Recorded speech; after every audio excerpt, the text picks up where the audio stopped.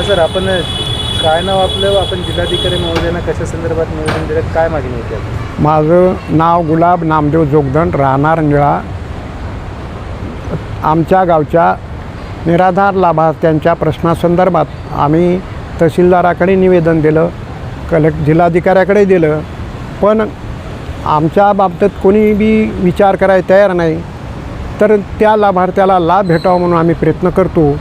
आम्ही लाभार्थी आहोत आणि या गरिबातला अपंग जे काही कमजोर होते शासनाच्या नियमाप्रमाणे अपंग यांना जे शासनाच्या योजना ग्रामीण भागात भेटावं म्हणून आमच्या परिसरातसुद्धा त्या योजना मिळत नाहीत. याबद्दल आम्हाला दुःख आहे.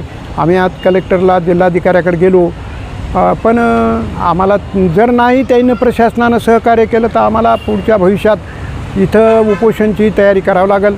कारण आमचे लोक खेड्यापाड्यातल्या महिला, वृद्ध महिला कंटाळून गेल्यात, पगारी भेटत नाहीत आणि ज्यांना पैसे दिले त्यालाच पगार भेटतील, ज्यानं नाही दिले त्याला भेटत नाही. या लोकांकडे पैसा नसतो, आम्ही कुठून पैसे आणायचे आणि त्या कर्मचाऱ्याला द्यायचे. त्यासाठी आमची विनंती आहे की शासनानं आमचा विचार करून या संजय गांधी निराधार अपंग या लोकांना ताबडतोब न्याय देण्यासाठी प्रयत्न करावा, एवढी माझी कळकळीची विनंती शासनाला करतो.